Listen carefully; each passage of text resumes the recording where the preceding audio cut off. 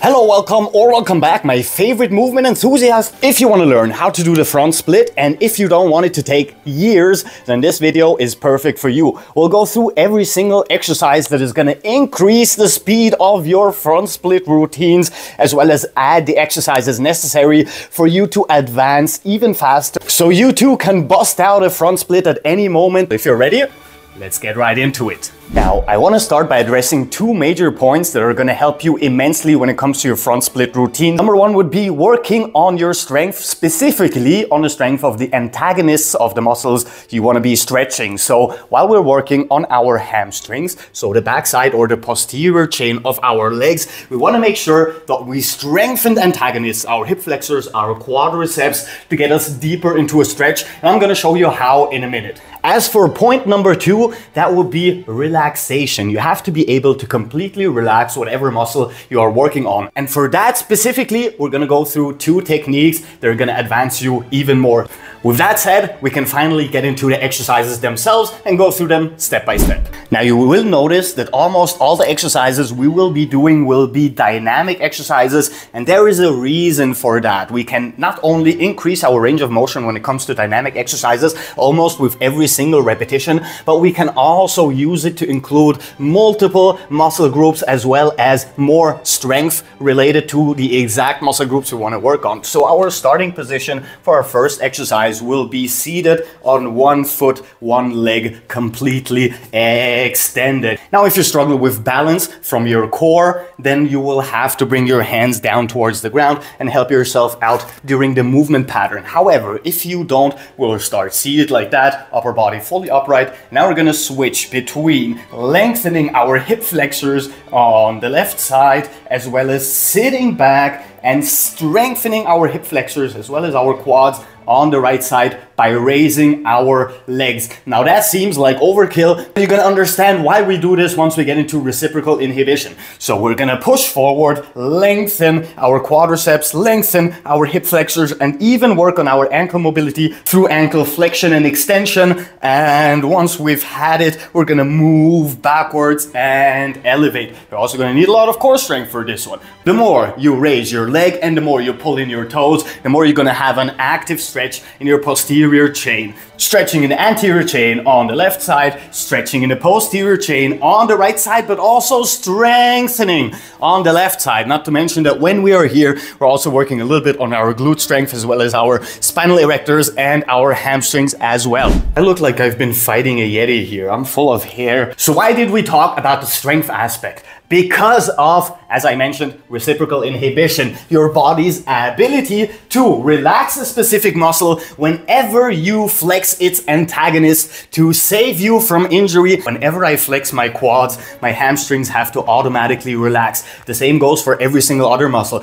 If I want to flex my tibialis, then my calves will automatically start relaxing to give me the space to pull my feet closer, as well as if I want to lengthen my tibialis, and I contract their antagonists, my calves, that will give me the space to extend my ankle. How do we use that? We can start flexing our hip flexors, which we have been strengthening, and flexing our quads, which we have been strengthening, and our tibialis to relax the complete posterior chain here. And once we start flexing our abs and pulling us closer and closer and closer to our legs, we will be stretching our posterior chain more and more and more. And over time, you will be able to just through your strength, pull your body all the way down towards your legs and relax again. So this will be exercise number two. Both legs completely extended, upper body fully upright, pull your toes in, flex your entire anterior chain up to your abdominals and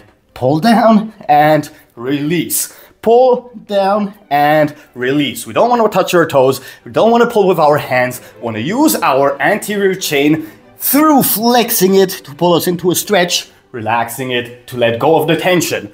Flex and relax. And this is gonna advance you so much faster than any static exercise you could ever do where you're trying to pull yourself closer to your legs. Which moves us to our next absurdly effective exercise, and that will be the dynamic couch stretch. All you're gonna need for this one is a wall right behind you, and we're gonna place our lower leg in full contact with the wall. Once we're here, we already have an extension in our ankles, and now we'll be working our hip flexors, our quads, as well as our abdominals in the anterior chain. And the bonus with this exercise is that depending on the placement of your hips, you will be stretching either higher or lower in your leg. The further you push forward with your knee into this lunging leg position, the more you will be stretching your hip flexors and the bottom of your abdominals. However, the further you push your upper body back, the more this stretch will move down from your hip flexors all the way to your quads. And now we have a dynamic way to switch between hip flexor as well as quadriceps stretches, two of the main muscles we need mobility for to get into a front split.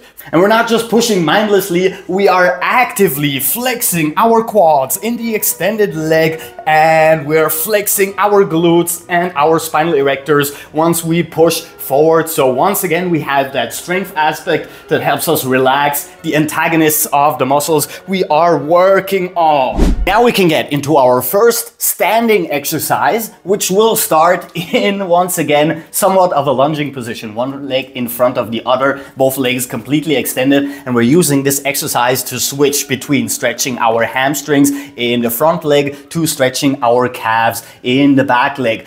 All we need to do for that is have an extension in our ankle in the front leg, which is going to relax our calves on this side, and ankle flexion in the right leg to lengthen the lower parts as well as relaxing the upper parts. So now that we're in position, we have to get into spinal extension by flexing our spinal erectors, and some of you will already feel a stretch here. If you don't, we will work once again dynamically. Fold forward, hold for one, and get up again. Hold down here for just a second and get up again. It's very important that you keep your back in an extension, because the more you flex your spine, the more stretch you will release and the less you will be working effectively on lengthening those muscles and relaxing them. Once again, we will be flexing the antagonists, meaning our quads in the front leg are fully flexed, as well as our anterior chain in the back leg. All the way down, all the way up.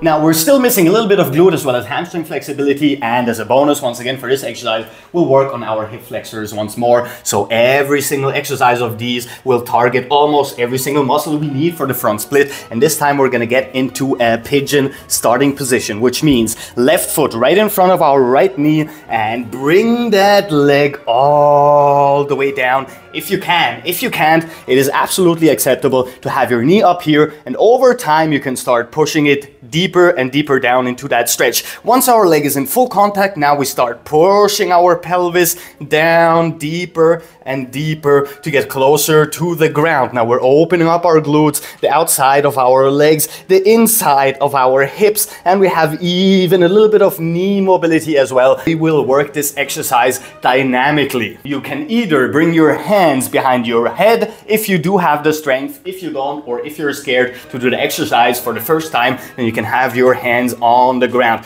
You lower with your upper body all the way down, lengthening even more here. And the further you move upward, the more we work or lengthen our hip flexor and our quads on the right side. So it would look like this if we don't use our hands. We fold forward, we bring our face all the way down to the ground, we push down actively, and when we reverse, we flex the entirety of our back musculature as well as our glutes and hamstrings to let go of tension in the front and push us deeper into that stretch once more. And now it's time to put all of this together. We're gonna start in a lengthened lunge position, and just to get you a little bit deeper into that front split position, what you can do is turn your hips outwards to give you a little bit more leeway in your hip joint as well as your hip flexors, and you can now extend your leg. And once you are pretty much in the position, or the deepest level of the position you can get into, now you can start turning your hips forward, which, if you did everything right, will give you a little bit of a stretch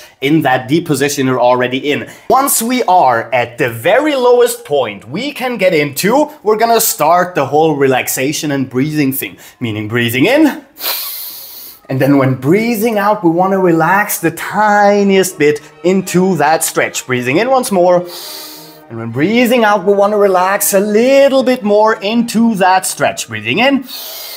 And repeat the whole process once more until you are as deep into a stretch as you can possibly get. Reciprocal inhibition, the flexing of antagonists, and the deep breathing to relax will in combination help you advance your front split work a lot faster. And if you can do this 3 to 4 times a week, it won't take a matter of years, but it will take a matter of weeks to months at a maximum. And there you have it, basically a complete front split exercise routine. Now, if you want to use this additionally to your own routine, be my guest. If you want to use this by itself, it is absolutely enough, and just those exercises will get you there. How long it takes only depends on how often you can do them and how far you're already into your own practice. And with that said, sadly that's all the time I've left you today. However, if you like the video and subscribe, and please check out other videos on this channel because we literally have new ones every single day. So until tomorrow, Captain Cairo, peace out.